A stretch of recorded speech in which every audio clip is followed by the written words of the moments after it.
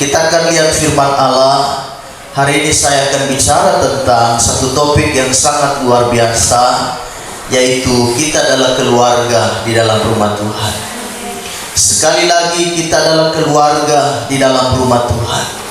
Kita akan lihat firman Allah 1 Petrus 2 ayatnya yang ke-9 sampai dengan ayatnya yang ke-10. Kita akan lihat 1 Petrus 2 ayatnya yang ke-9 sampai dengan ayatnya yang ke-10. Kita akan baca ayat ini sambil saudara duduk saja. Kita keluarga di dalam rumah Tuhan, itulah tema khotbah kita di minggu hari ini. Kita akan lihat 1 Petrus 2 ayat 9 sampai 10. Kita akan baca bersama-sama, yang sudah dapat katakan amin. Amin. 2, 3 mulai. Tetapi kamulah bangsa yang terpilih, imamat yang rajani, bangsa yang kudus, umat kepunyaan Allah sendiri, supaya kamu memberitakan perbuatan-perbuatan yang besar dari Dia yang telah memanggil kamu keluar dari kegelapan kepada terangnya yang ajaib. Kamu yang dahulu bukan umat Allah, tetapi yang sekarang telah menjadi umat-Nya, yang dahulu tidak dikasihani, tetapi yang sekarang telah beroleh belas kasihan. Puji Tuhan. Imamat yang raja. Jadi kita keluarga di dalam rumah Tuhan. Ketika kita bicara tentang mengenai gereja, maka ini bukan hanya sebatas simbolis. Ini bukan hanya sekedar gambaran saja, tetapi ini merupakan eksistensi atau keberadaan. Ketika kita bicara tentang gereja, ini bukan hanya bicara tentang soal gambaran, tetapi ini bicara tentang kebenaran, bicara tentang keberadaan daripada umat itu sendiri. Ini nyata bagi kita semua. Ada dua pengertian gereja, saudaraku, bertalian dengan kita keluarga di dalam rumah Tuhan. Ada dua pengertian gereja. Gereja yang pertama yang memiliki pengertian secara fisik. Kalau gereja bicara secara fisik, itu bangunannya. Kita ada di dalamnya, kita bernaung beribadah di dalamnya. Itu bicara bangunan, bicara sistemnya, bicara liturginya, bicara tata cara ibadahnya, bicara apa? Bicara banyak hal. Bicara kursi gereja, bicara tentang mic, bicara tentang keyboard, dan bicara tentang semua pelayanan-pelayanan yang ada. Itu gereja secara fisik. Bicara tentang bangunannya, itu bicara tentang secara fisik. Pengertian gereja secara fisik. Tetapi pengertian gereja yang berikut, yang kedua, itu pengertiannya secara rohani, atau kita dipanggil. Tadi sudah dikatakan kita dipanggil. Yang tadinya kita tidak dikasihani, kini sekarang kita beroleh belas kasihan. Yang tadinya kita dari kegelapan, kini kita telah dipanggil kepada terangnya yang ajaib. Dalam bahasa Yunani menggunakan kalimat eklesia. Umat yang dipanggil keluar dari kegelapan kepada terangnya yang ajaib.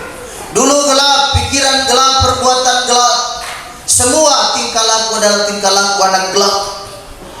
Tetapi kini telah menjadi anak terang. Tidak hidup lagi di dalam kegelapan, tetapi hidup di dalam terang Kristus. Jadi pengertian eklesia bicara bukan bangunan, bicara tentang umat yang ada di dalamnya. Perkumpulan orang-orang percaya, perkumpulan orang-orang benar, sedang beribadah, sedang menyembah, dan sedang memuji Dia. Imamat yang rajani, kita yang sudah dipanggil keluar. Supaya untuk apa? Ada tujuannya. Kita memberitakan perbuatan-perbuatan yang besar. Kita melakukan perbuatan-perbuatan yang gagah perkasa. Dari siapa? Dari Allah. Dia sudah memanggil kita keluar. Kita semua dulunya adalah orang gelap, tidak percaya Tuhan, hidup dalam kegelapan. Tetapi kita bersyukur, kita beroleh kasih karunia. Kini kita mengenal Tuhan lebih dekat. Kita bisa mengenal Dia. begitu luar biasa. Tadinya kita siapa? Wah, kita bukan siapa-siapa. Kita bukan anak yang baik-baik, tapi kita bersyukur sekarang kita bisa melayani Dia, kita bisa menyembah Dia, dan kita bisa mengalami Tuhan secara pribadi.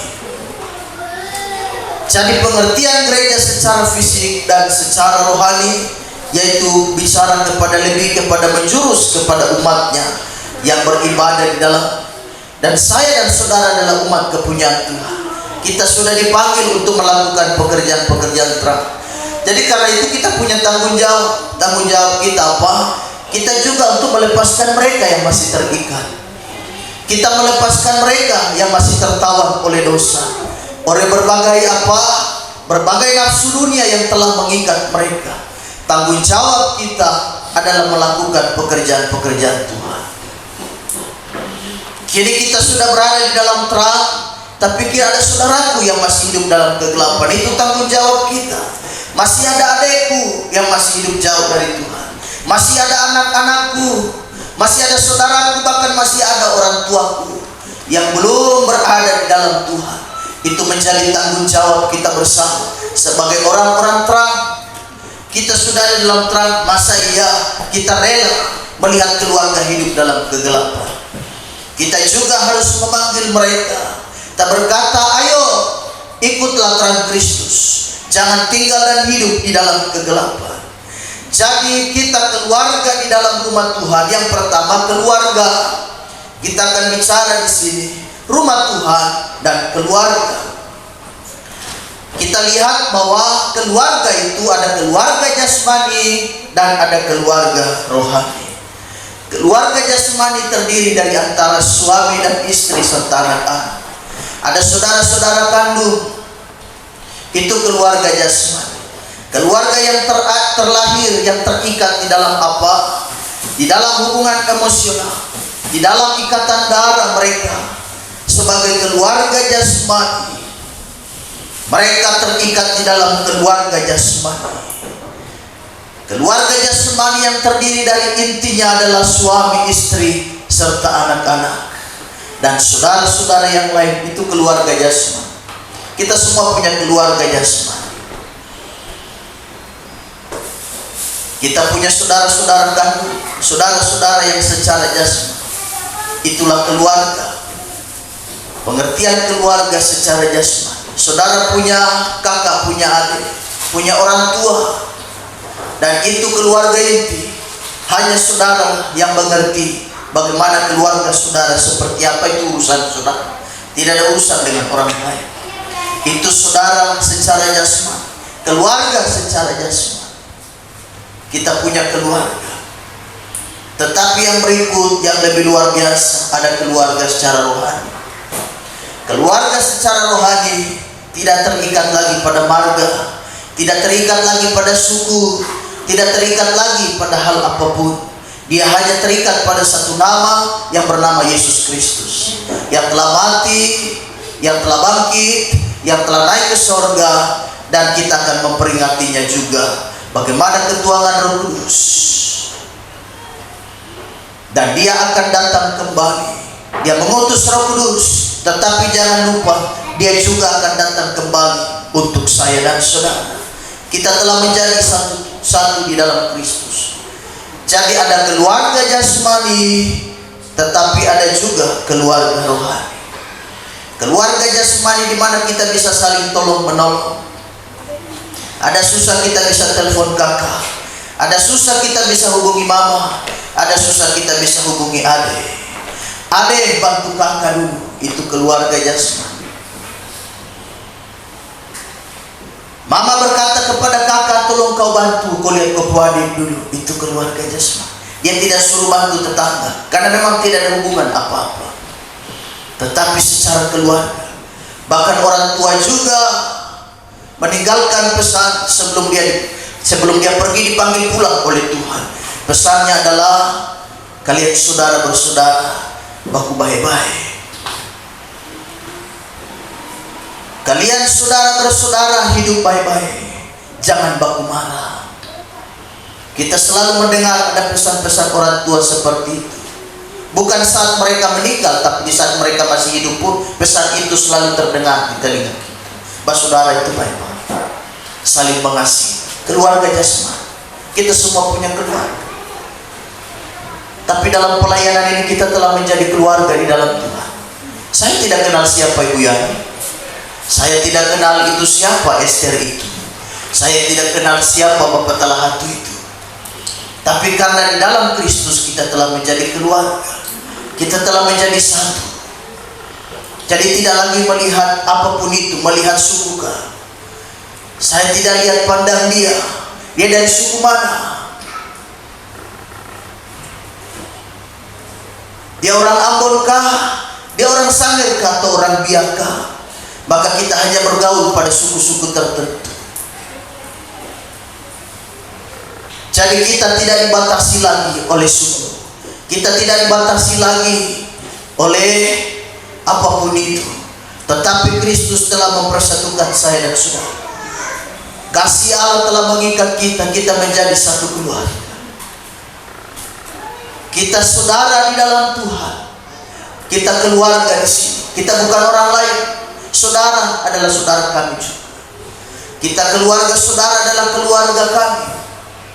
Jika saudara tidak punya orang tua, inilah Bapak dan Ibu Gembala orang tua.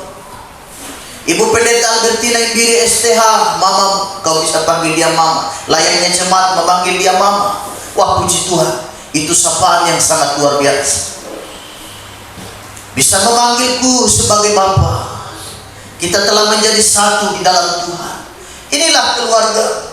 Kita menjadi satu keluarga di sini. Secara jasmani tidak ada hubungan darah kita.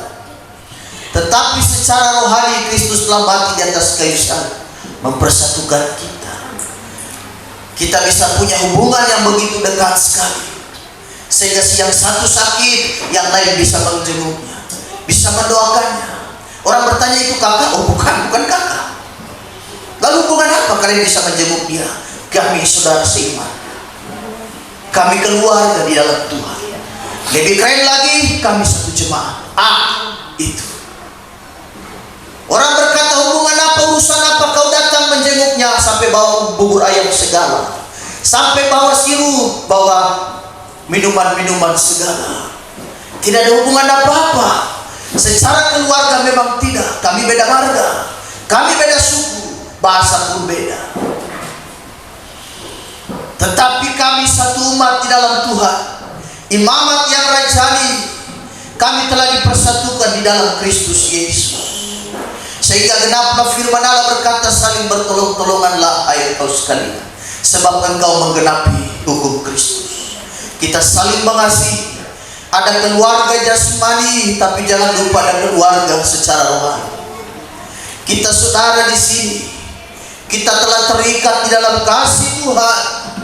Kasih Tuhan telah mengikat saya dan saudara. Galatia pasal 3 ayat 8 sampai 29. Firman Allah berkata, Galatia 3 ayat 8 sampai 29. Kita akan lihat firman Allah. Haleluya. Dalam Galatia pasal 3 ayat 8 sampai 29. Firman Allah berkata, dalam hal ini tidak ada orang Yahudi atau orang Yunani, tidak ada hamba atau orang merdeka, tidak ada laki-laki atau perempuan, karena kamu semua adalah satu di dalam Kristus Yesus. Sekali lagi, sebab karena kamu semua adalah satu di dalam Kristus Yesus. Dan jikalau kamu adalah milik Kristus, maka kamu juga adalah keturunan Abraham dan berhak menerima janji Allah. Tidak ada lagi orang yang merdeka maupun si budak. Tidak ada lagi perbedaan di antara kita. Kita telah menjadi satu. Jadi Kristus yang menjadi pengikatnya. Jika ada saudara jasmani, marga menjadi pengikatnya. Orang bisa mengenal itu saudara kita dari mana. Dari marga orang bisa tahu. Dia marga ini, marga ini, marga ini. Oh, itu berarti keluarga. Buka buku silsilah. Kita lihat garis keturunan. Betul, dia dari nenek ini, dia dari mama ini, dia dari tete yang satu ini. Itu silsilah keluarga. Kita bisa tahu Tetapi di dalam Kristus hanya satu buku silsilah. Kristus Yesus itu patokan, tidak ada yang lain lagi. Dia telah mati bagi saya dan saudara. Kita mau tahu kita saudara seiman, kita buka buku silsilah Alkitab ini, buku silsilah Yesus Kristus. Kita bisa tahu Galatia pasalnya yang ketiga tadi. Kita akan lihat bahwa kita menjadi keluarga di dalam Tuhan. Saudara tidak punya keluarga, inilah jemaat GPD Damai adalah keluarga. Anda mengalami susah, Anda mengalami problema, tidak tahu mau berkomunikasi dengan siapa, tidak tahu mau mengeluh kepada siapa, karena keluarga sudah menolakmu, keluarga sudah tidak menganggapmu lagi, atau bahkan mereka lebih tepatnya merasa bahwa kau bukan seperti keluarga mereka lagi. Tetapi ada saudara seiman, ada keluarga di dalam Tuhan, kita bisa saling menerima satu dengan yang lain. Jika saudara jasmani bisa menolakmu, tetapi dengarkan baik, Yesus Kristus tidak menolak kita. Dia menjadi Bapa kita. Kalau di dalam keluarga jasmani ada Bapa dan Mama, suami istri, anak-anak mengeluh ke Bapa, dan Papa lari ke Bapa. Papa bertanya, Pak ini bagaimana? Siang perempuan datang ke Mama, Ma ini bagaimana? Kita mengeluh ke siapa? Kita punya Bapa yang di surga. Dia yang menjadi Bapa kita. Kita bisa lari kepada Dia, kita bisa mengeluh kepada Dia. Sebagai keluarga ada rasa bertanggung jawab di dalamnya. Ada rasa kepemilikan itu sebagai keluarga. Ada rasa kepemilikan bahwa kita punya keluarga jasmani dan kita punya keluarga rohani. Keluarga di dalam rumah Tuhan tentu kita punya tanggung jawab masing-masing. Yang pertama kita lihat, kita harus berkontribusi untuk rumah kita bersama. Kalau kita merasa kita keluarga, ada kontribusi dong. Kita tinggal di rumah bersama. Saudara tinggal di rumah, si kakak suruh yang adik cuci piring, nanti kakak yang pel rumah. Kau suruh adik yang paling bongsu, kau bilang sama dia, kau lap kaca. Itu tanggung jawab di dalam rumah. Kakak beradik, mereka kerjasama, gotong royong. Di dalam rumah ada yang satu cuci piring, ada yang satu masak, dan ada yang satu menyapu. Itu hukumnya memang sudah begitu, nggak bisa dirubah. Namanya keluarga itu begitu. Itu keluarga jasmani. Di dalam rumah itu punya tanggung jawab. Masa sebagai anak kita santai-santai saja? Kan tidak mungkin, harus bantu orang tua. Itu namanya kita punya kontribusi. Ada sesuatu yang harus kita lakukan. Jadi yang pertama, di dalam rumah Tuhan kita tentu punya tanggung jawab juga. Kita berkontribusi di dalam rumah Tuhan. Kontribusi kita di dalam rumah Tuhan yang pertama adalah mengembalikan milik Tuhan. Kita merasa ini adalah rumah Tuhan, dan ini rumah besar kita, rumah bersama. Haleluya, kita dibentuk, kita ditempa, bahkan kita dikuatkan di dalam rumah ini. Maleakhi pasal 3 ayat 10 firman Allah berkata, bawalah seluruh persembahan persepuluhan itu ke dalam rumah persembahan perbendaharaan, supaya ada persediaan makanan di rumahku, dan ujilah aku, firman Tuhan semesta alam. Apakah aku tidak membukakan bagimu tingkap-tingkap langit dan mencurahkan berkat kepadamu sampai berkelimpahan? Mengembalikan milik Tuhan itu adalah bagian dari kontribusi kita berjemaah, kita bergereja. Dan itu bukan ajaran atau semacam ajakan daripada organisasi gereja. Itu adalah firman Allah. Dan kita harus melakukannya. Kita harus menyadari sepenuhnya. Jadi ada kontribusi yang harus kita lakukan. Kita belajar mengembalikan milik Tuhan dengan jujur. Kami juga hamba Tuhan mengembalikan milik Tuhan kepada organisasi. Jadi saya dan saudara punya kontribusi. Kontribusi di pelayanan, kontribusi juga di organisasi. Jadi yang pertama adalah mengembalikan milik Tuhan. Dan ujilah aku, kata firman Allah, Jikalau aku tidak membukakan tingkap-tingkap langit dan mencurahkan berkat, percayalah saudara akan diberkati Tuhan dengan setia. Dapat berkat, dapat gaji, belajar sisihkan. Ingat, sisihkan bukan sisakan ya. Bedakan antara sisihkan dengan sisakan. Kalau sisakan berarti saudara ambil dari sisa uang belanja. Saudara belanja dulu di supermarket, belanja di pasar, sisa dari belanja itu kau kasih buat Tuhan. Tetapi kalau sisihkan, begitu dapat langsung disisihkan. Oh, ini Tuhan punya, jangan dikorek. Ini untuk saya dan saya pakai terserah senang saya. Jadi bedakan antara sisihkan dan sisakan. Dapat berkat langsung sisihkan, jangan sisakan. Kalau sisakan, kau pergi ke Ramayana belanja baju, kaget, sudah habis uang. Tuhan punya uang, Tuhan punya mana? Kau raba sak begini, ya, oh ini sisanya, ini sudah untuk dia. Jadi bayangkan itu. Coba kalau saudara punya suami, saudara bikin kopi lalu saudara minum dulu, kasih tinggal setengah buat dia, dan kau taruh, kau bilang sama dia, Pak, silakan diminum, ini sisa kopi saya tadi siang. Kalau saudara tidak ditampar suami, itu mujizat. Disuruh nikmati sisa, gak sopan itu. Manusia saja marah, tersinggung, apalagi Tuhan Allah. Kita mengembalikan dengan jujur. Jadi ingat, kalau dapat berkat, saudara jangan lupa. Itu kontribusi. Yang kedua, mempersembahkan atau memberikan persembahan sukarela. Itu tertulis dalam amplop persembahan kedua. Jadi yang pertama mengembalikan milik Tuhan, yang kedua adalah memberikan persembahan sukarela. Kalau saudara terima amplop dari penerima tamu, itu ada di situ 2 Korintus 9 ayatnya yang ke-7. Firman Allah berkata, hendaklah masing-masing memberikan menurut kerelaan hati, jangan dengan sedih hati atau karena bangsa, sebab Allah mengasihi orang yang memberi dengan sukacita. Pemberian sukarela itu seperti yang saudara berikan kemarin ketika kami hamba Tuhan berangkat ke Segen untuk KKR di sana. Saudara memberikan, ada yang bantu snack misalnya, Ibu Gembala ini bantu-bantu untuk tambah-tambah snack. Itu pemberian saudara, dan itu masuk kategori yang sukarela ini. Itu tanpa paksaan. Karena saudara ingat, oh Ibu Gembala mau berangkat, oh kurang ini, kurang itu. Sehingga saudara, sekali lagi Tuhan Yesus memberkati kepada jemaat yang sudah berkorban. Sehingga kita lihat acaranya bisa terselenggara dengan baik. Di KKR selama 3 hari, luar biasa. Ada jiwa-jiwa buah pelayanan.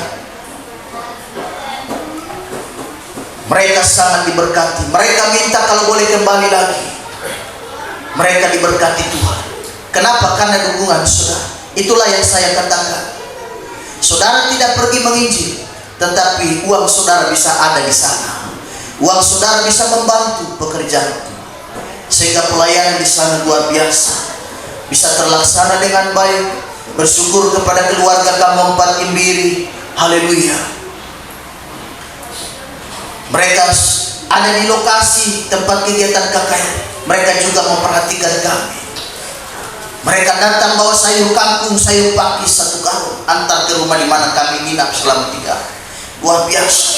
Mereka sewa mobil. Mereka bawa kami ke kampungnya Bapak Kamompat. Kami bisa melihat lokasi tersebut. Mereka bawa jalan-jalan, sehingga Ibu Gembala pagi-pagi sudah jalan ke Walia, ke Malabang. Mereka berkata ke Malabang. Ibu Gembala bilang dekat kah? Oh, mereka bilang dekat sekali. Ibu Gembala tiba setelah dari Malabang kembali ke rumah. Dia bilang capek, kaki tulang-tulang mau terlepas.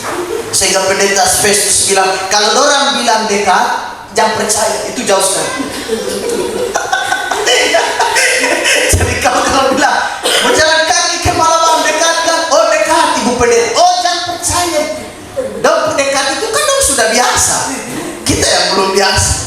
Ibu Gembala kembali, Pak, kaki macam mau terlepas. Iya, karena dekat tuh. Jadi teman-teman Gembala bilang, kalau bilang dekat, jangan percaya, itu jauh itu.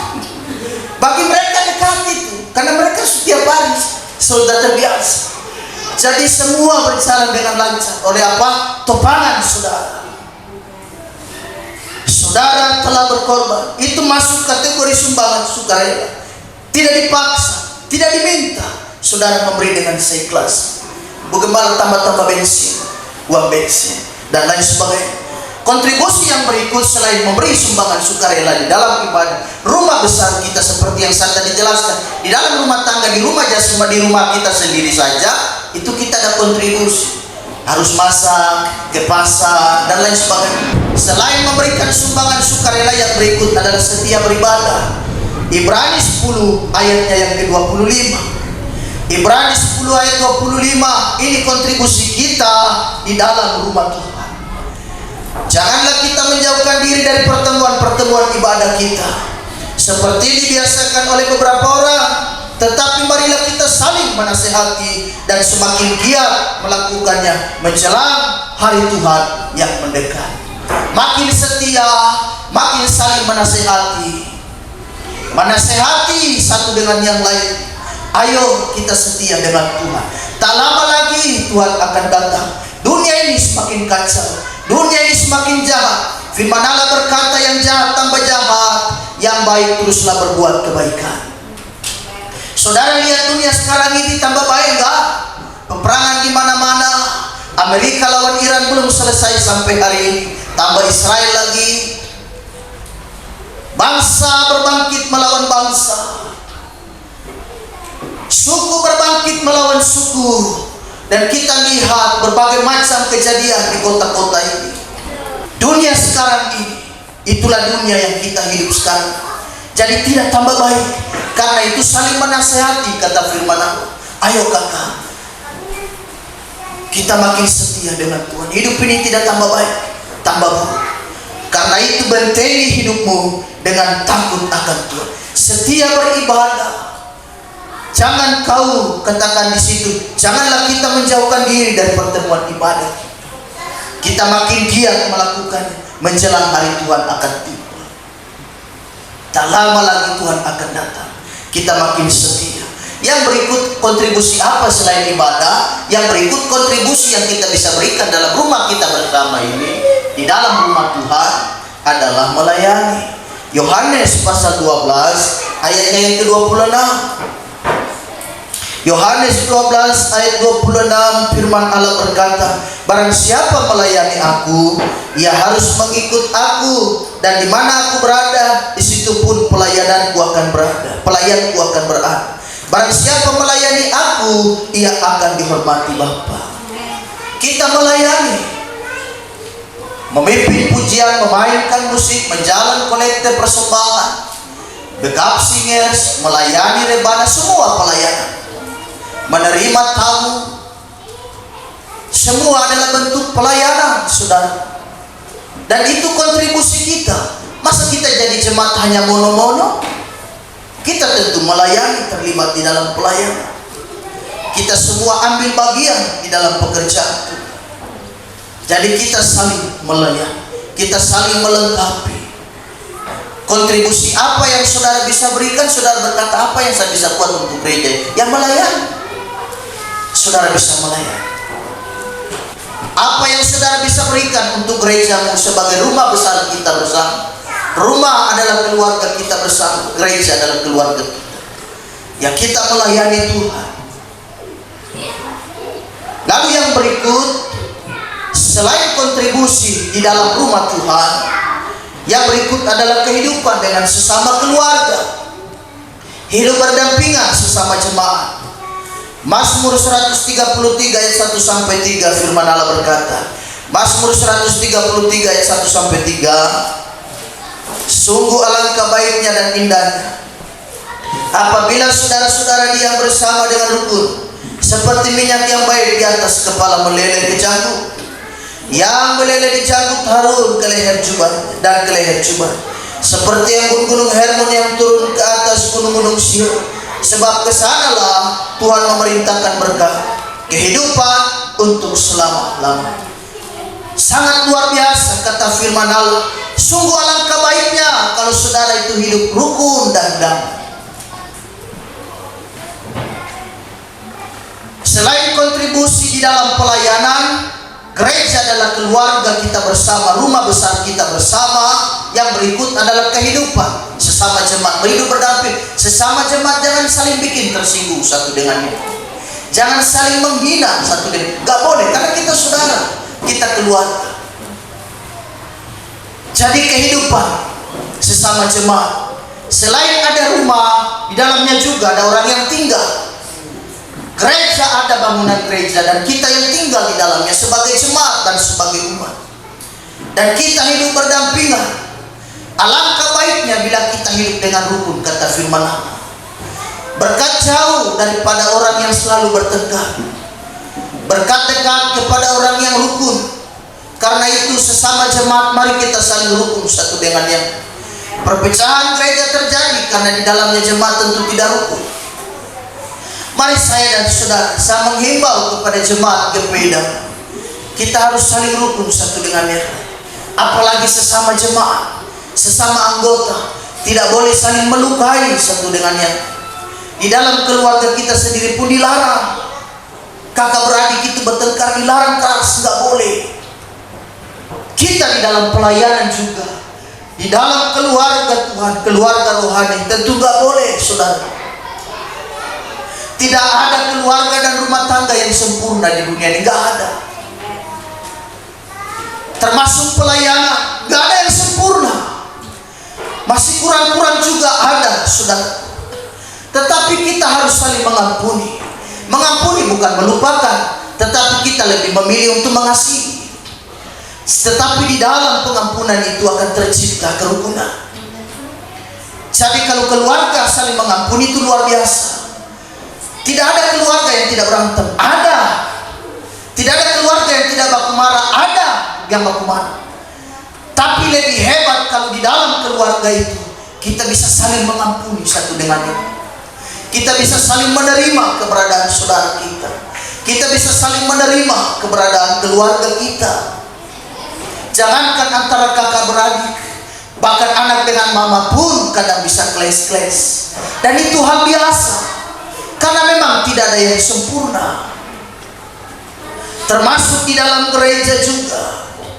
Jadi pengampunan yang terpenting di dalam keluarga jasmani maupun di dalam keluarga rohani. Kita harus saling bersatu. Ayat terakhir Pengkhotbah 4 ayatnya yang ke-12.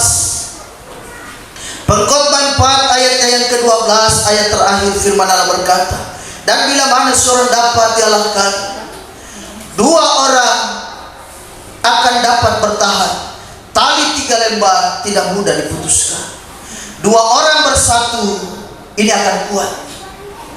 Tali 3 lembar tidak gampang diputuskan. Ini bicara tentang kesatuan. Jika sendiri-sendiri kita gampang jatuh. Jika sendiri-sendiri maka kita gampang layu, kita gampang loyo, kita gampang tinggalkan Tuhan. Jadi kesatuan di dalam tubuh Kristus itu sangat penting. Tali 3 lembar tidak gampang untuk diputuskan. Dua orang bersatu, ini akan sangat kuat sekali. Di dalam pelayanan, seperti yang saya katakan, sapu lidi kalau dia hanya satu ujung saja, satu saja, dia gampang dipatahkan. Tapi kalau dia disatukan dan diikat dengan kawan-kawannya, nggak bisa dipatahkan. Jadi karena itu kalau jemaat bersatu, saya percaya berkat Allah mengalir. Dia mengalir lebih deras, lebih kuat dan lebih hebat atas pelayanan. Sehingga itu berdampak pada keluargamu, berdampak juga di dalam rumah tanggamu. Kau akan terheran-heran melihat cara Allah bekerja luar biasa. Karena saya dan saudara mengandalkan Tuhan. Allah bisa membukakan tingkap-tingkap langit. Allah bisa membukakan jalan bagimu. Menurutmu itu jalan tertutup? Oh, Allah dengan gampang dan dengan mudah bisa membukakan itu bagimu. Sehingga kita hanya terheran-heran. Kita geleng-geleng kepala melihat karya Tuhan. Baru saja diberkati di sini. Ini lagi sudah dapat berkat. Ini lagi sudah dapat berkat. Kita terheran-heran toh.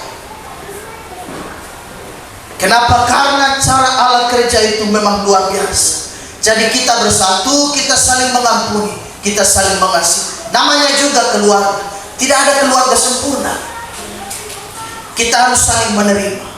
Di dalam anggota jemaat ini tentu tidak ada yang sempurna juga. kita bisa saling menerima, kita saling melengkapi. Kekurangannya kita bisa menutupinya dengan kelebihan kita. Kekurangan kita ada yang nanti menutupinya juga dengan kelebihan mereka. Jadi kita saling melengkapi. Seperti kata firman Allah, kita adalah satu tubuh. Kristus adalah kepala kita. Kita menjadi satu tubuh di dalam Kristus. Banyak anggota, banyak fungsi, berbeda-beda fungsi, berbeda-beda fungsi pelayanan, berbeda-beda pelayanan, tetapi satu Tuhan. Berbeda-beda pelayanan di dalam satu gereja, beda-beda pelayanan kita. Tapi kita punya satu kepala yang bernama Yesus Kristus yang menilai setiap kita yang melayani. Namanya juga keluarga yang kita harus saling mengasihi. Tidak ada yang sempurna, termasuk di dalam pelayanan tidak ada yang sempurna. Kita harus saling menerima. Ada satu rumah makan punya moto begini, rumah makan ini: jika Anda tidak puas, tolong ceritakan ke kami, sampaikan ke kami. Tapi kalau Anda puas, Anda tolong ceritakan ke orang yang ada di luar, supaya mereka juga datang makan di sini. Kalau Anda tidak puas dengan masakan yang ada di rumah makan ini, cukup cerita ke kami aja. Kurang pedas kah? Atau garam kurang? Sampaikan ke kami, supaya kami bisa memperbaiki. Ada banyak orang yang terbalik. Kekurangan di gereja dicerita di luar, sedangkan saat dia diberkati dia tenang-tenang aja. Dalam rumah tangga juga kita begitu, gak boleh. Itu aib. Kita bawa sesuatu, hal-hal yang kekurangan kita dalam rumah tangga kita cerita ke tetangga, itu kan gak baik, gak boleh. Termasuk pelayanan. Kekurangan di pelayanan cukup kita yang tahu, dan kita harus mendukungnya. Kurang di sini kita tutupi. Dia jebol di sini, dia bolong di sini, kita tutupi. Jadi seperti itu. Itu namanya juga pelayanan, tidak ada yang sempurna. Keluarga mana yang sempurna? Enggak. Kita keluarga dalam Tuhan. Mau keluarga jasmani, keluarga rohani, enggak ada yang sempurna. Hanya Tuhan yang sempurna. Jadi kita saling melengkapi, kita saling menopang satu dengan yang lain. Jadi motor rumah makan ini, kalau Anda puas makan di sini, kau cerita buat orang supaya kami makan di sana, masakannya pembeli mantap nih. Akhirnya orang datang makan di sini. Tapi tolong ya, kalau kekurangannya tolong kasih tahu kami aja, jangan kasih tahu di luar. Supaya kami memperbaiki bumbunya ke apanya harus. Kita di pelayanan nggak boleh kita cerita kelemahan-kelemahan, kekurangan-kekurangan pelayan di luar sana. Tidak boleh. Anda bersalahan dengan Tuhan yang mempunyai pelayanan ini. Jadi karena itu kami melihat ada banyak orang seperti itu. Tapi saya percaya jemaat GP Damai tidak ada. Itu yang ada di luar sana. Kalau kita dasar pelayanan kita hanya bermuara pada Tuhan, kita pasti akan lihat mujizat. Jadi karena itu harus setia. Tuhan pasti akan tahu. Tuhan Yesus memberkati. Kita akan masuk dalam Tuhan.